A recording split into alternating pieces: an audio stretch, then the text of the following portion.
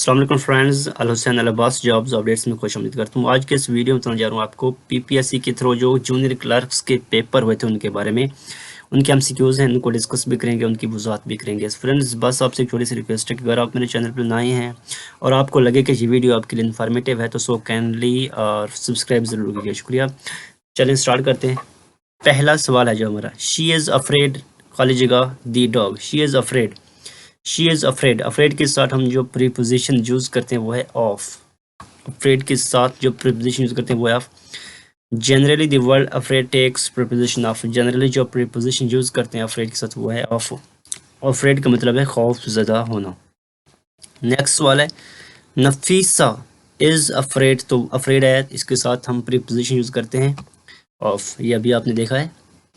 अब नेक्स्ट सवाल है, सलाते खसूफ is performed at the occasion of. सलाते खसूफ, तो सलाते खसूफ जो हम परफॉर्म करते हैं वो है lunar Eclipse. Lunar Eclipse, lunar Eclipse हम कहते हैं चांद ग्रहण को, ल्यूनर इक्लिप्स। सलातुल कसूफ, यह है नमाज कसूफ। नमाज कसूफ है वो हम अदा करते हैं सोलर इक्लिप्स, सूरज ग्रहण के दौरान, जबकि सलातुल खसूफ वो है चांद ग्रहण। थोड़ा सा फ़र्क है, वो कसूफ है, ये खसूफ है।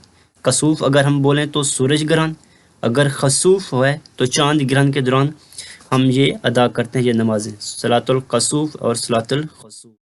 ये आप देख सकते हैं। अगला सवाल है, टोटल नंबर ऑफ सूरा इन कुरान आर। तो ये ऑलरेडी आपको पता हुआ है, टोटल नंबर सूरत के कितने हैं कुरान में, 114 हैं। 114 में से जो 86 हैं वो मक्की हैं और 28 जो हैं वो मदनी सूरा हैं। और इनमें टोटल आयात हैं 6666 टोटल आयात हैं। रकू हैं 558, ये अथेंटिक है, 558 रकू हैं इसकी। और टोटल नंबर ऑफ सजदाज हैं 14। कुरान में टोटल नंबर ऑफ सजदों की जो है वो है 14 और उसमें टोटल 7 मंजिलें हैं कुरान में। नेक्स्ट वाले, Pakistan shares longest boundary with. तो इसका जवाब है अफ़गानिस्तान। अफ़गानिस्तान के साथ जो पाकिस्तान की बाउंड्री की लेंथ है वो है 2611 इसकी किलोमीटर बाउंड्री लेंथ है पाकिस्तान की। और इस हम बाउंड्री को कहते हैं ड्यूरेंट लैंड। इस बाउंड्री को कहते हैं ड्यूरेंट लैंड कहते हैं। और ये एग्रीमेंट हुआ था 1893 में Mortimer Durand and Abdul Rahman. Durand और अब्दुल रहमान के दरमियान एग्रीमेंट हुआ था 1893 में। और जो अगला सवाल है वो है, Pakistan purchased Gwadar port from which country. तो पाकिस्तान ने गवादर का पोर्ट, गवादर बंदर का किस कंट्री से खरीदा था? इसका जवाब है ओमान। और ये ख़रीदा कब था? तो हम देखते हैं कि पाकिस्तान ने ख़रीदा था ओमान से गवादर 8 सितंबर 1958 में।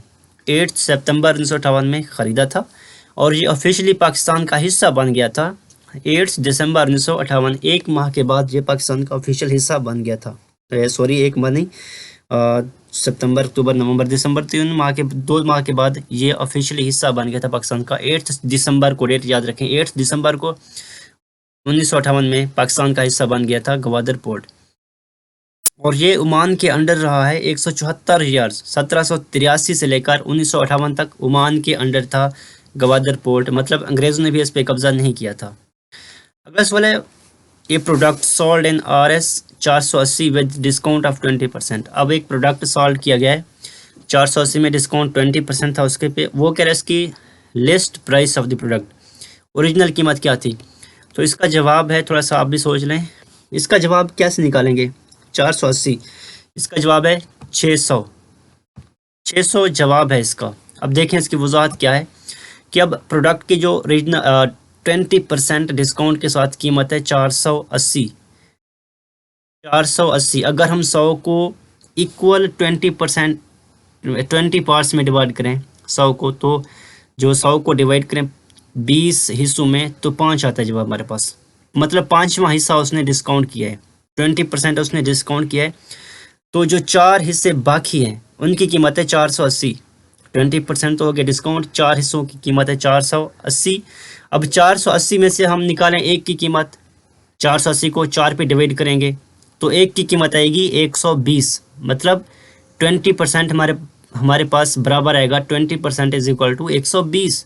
अब 20% 120 के बराबर आ रहा है, तो 100% कितने के बराबर आएगा? 600 के, क्योंकि 120 को हम अगर हम 5000 करें तो 600 जवाब आएगा। इस तरह जवाब आएगा 600। अगर समझ नहीं आ रही फिर सुने कि अगर हम 100 को 5 इक्वल हिस्सों में डिवाइड करें 20% आएगा। 20% उसने डिस्काउंट किया, तो बाकी मतलब हमारे पास 4 हिस्से बचेंगे। 4 हिस्से बराबर हैं 480 के, तो एक हिस्सा कितने के बराबर आएगा? 120 के। अब 5 हिस्से बराबर आएंगे, 120 को 5 से ज़ार्ब करेंगे तो 600 जवाब आएगा। अगला सवाल है, लुक एट दिस सीरीज। अब इस सीरीज को देखना है आपने, B32, C16, D8।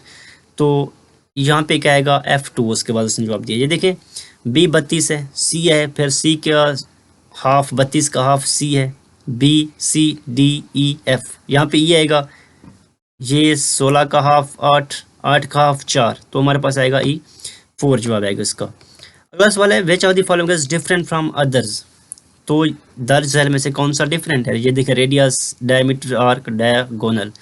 तो रेडियस भी दायरे का हिस्सा है, डायमीटर भी, आर्क भी, डायगोनल क्या है? ये सबसे डिफरेंट है उनमें से। Choose the word that is necessary part of the underline word ग्वेटर।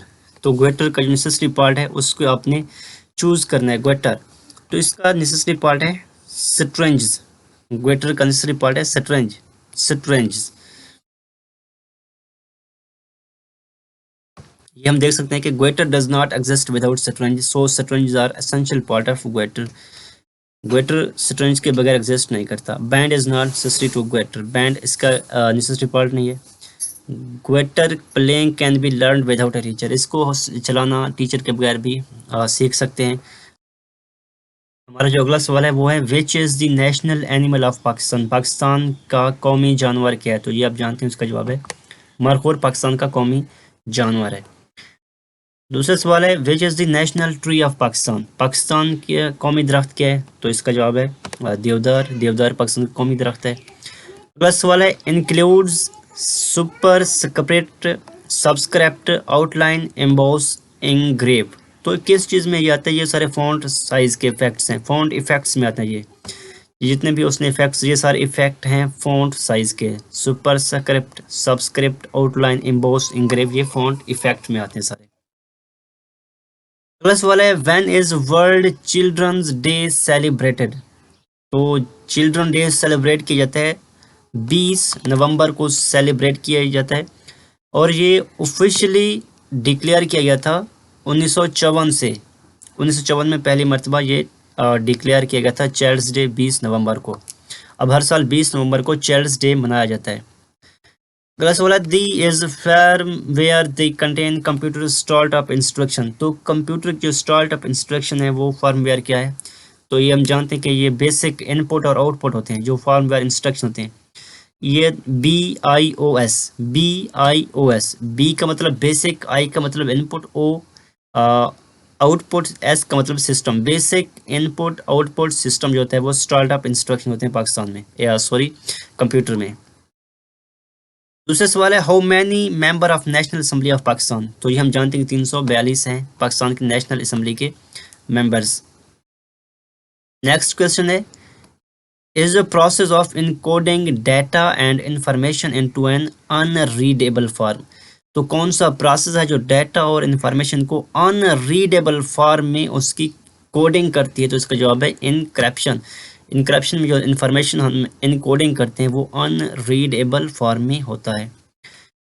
अगला सवाल है, Kartarpur is in which district. Kartarpur कौन से डिस्ट्रिक्ट में है? तो इसका जवाब है नारोवाल। नारोवाल के तहसील शकरगढ़ में है Kartarpur. Kartarpur is town located in the tehsil Shakargarh, Narowal district in Punjab. Punjab के डिस्ट्रिक्ट नारोवाल के तहसील शकरगढ़ में है करतारपुर।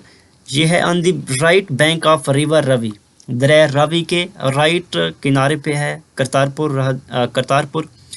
और ये सबसे पहले इस्टेब्लिश किया गया था सिखों का जो गुरु है, गुरु नानक, उसने इस्टेब्लिश किया था करतारपुर। अगला सवाल है, GUI स्टैंड फॉर। GUI किस चीज़ को स्टैंड करता है? तो इसका मतलब है